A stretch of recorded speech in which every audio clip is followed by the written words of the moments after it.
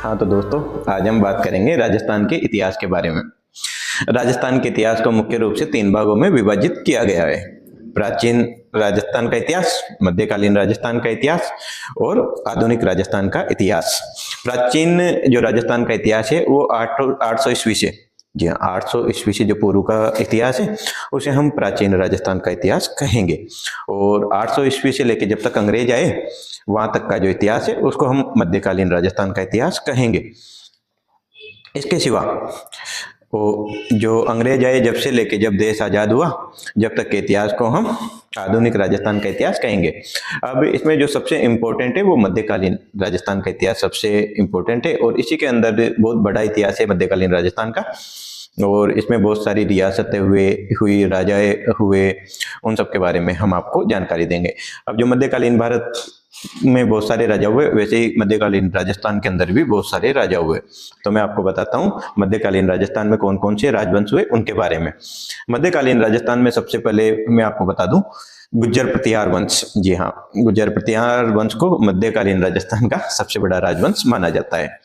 इसके सिवा मध्यकालीन राजस्थान में गुहिल वंश भी हुआ। गुहिल के अलावा जयपुर आमेर का कछावा वंश हुआ, राठौड़ वंश हुआ और भरतपुर का जाट राजवंश हुआ, बीकानेर में कुछ राजवंश हुए।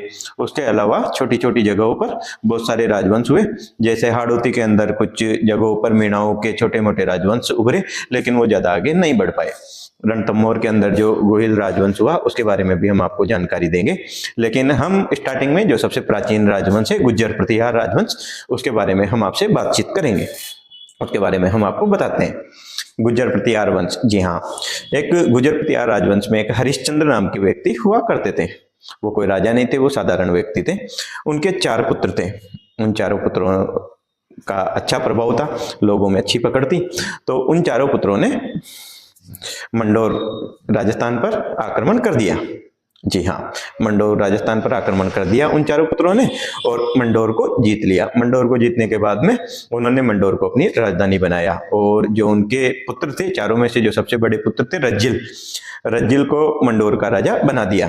तो अगर हम गुज्जर प्रतिहार वंश की बात करेंगे तो इनमें सबसे पहला व्यक्ति जो राजा बना वो रज्जिल बना, जबकि अगर इसके सबसे पहला इंसान आदि पुरुष कह सकते हैं, संस्थापक कह सकते हैं जिस व्यक्ति को, वो थे इनके पिता हरिश्चंद्र जी। लेकिन जहां से इस राजवंश की वंशावली मिलती है, वंशावली के अंदर प्रथम राजा जो है इस राजवंश के संस्थापक जिनको बोलेंगे उन रज्जिल को ही बोलेंगे। रज्जिल के बाद में इस राजवंश में बहुत सारे और भी राजा हुए, उनके बारे में हम आपको बताते हैं। हम अब इनमें जो सबसे बड़े भाई राजा बने रज्जिल, उनके बारे में जानकारी दे उससे पहले हम इस राजवंश के बारे में आपको थोड़ी सी जानकारी दे देते हैं। मोनोतेनसी ने गुज्जर प्रतिहार राजवंश की 26 शाखाओं का उल्लेख किया है। जी हाँ, मोनोतेनसी को राजस्थान का अबुल फजल भी कहा जाता है और इनके अनुसार जो गुज्जर प्रतिहार राजवंश था उसकी 26 शाखाएं हुई। कौन सी शाखा हुई कौन सी नहीं हुई इसकी जानकारी हम आगे ले लेंगे। लेकिन और इसके सिवा जो हरिश्चंद्र जी थे उनको रोहिला रिद्धि की उपाधि प्राप्त थी। अब रोहिलादि की उपाधि प्राप्त थी तो लोग मानते थे कि ये ब्राह्मण है, लेकिन ऐसा बिल्कुल भी नहीं है, ये ब्राह्मण नहीं थे। बस इनकी को शास्त्रों का ज्ञान था और शास्त्रों के ज्ञान के सिवा भी इनको योग का भी ज्ञान था। इस वजह से इस प्रकार से बोला जाता है कि ये बिल्कुल ब्राह्मण टाइप के व्यक्ति थे, मतलब सेवा भाव वाले व्यक्ति थे।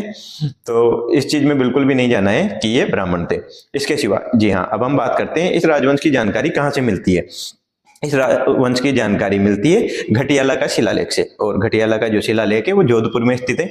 यह शिलालेख लिखा गया है संस्कृत में और घटियाला शिलालेख के अंदर इनकी वंशावली मिलती है, कौन से राजा हुए, किसके बाद में कौन से राजा हुए। और घटियाला का जो शिलालेख है वो 861 ईस्वी में बनवाया गया। किसने बनवाया? ये मग्न ने बनवाया।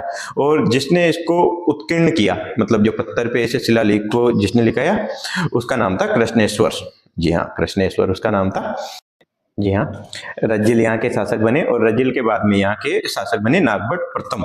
नागभट्ट प्रथम ने मेड़ता पर अपना अधिकार स्थापित कर लिया और अपनी राजधानी को मंडोर जोधपुर से, जो आज नागौर में मेड़ता है, मेड़ता में अपनी राजधानी को स्थापित कर लिया। कालांतर में नागभट्ट के बाद में वहाँ के जो शासक हुए इंदा प्रतिहार ने अपनी पुत्री का विवाह रावचुंडा से कर दिया। और रावचुंडा से अपनी पुत्री का विवाह तय होने के बाद में उन्होंने जो मेड़ता था वो रावचुंडा को दहेज में दे दिया। तो मेड़ता को दहेज में देने के बाद में मेड़ता से इनका अधिकार समाप्त हो गया। आगे की जानकारी अब हम देंगे आपको अगले पार्ट में।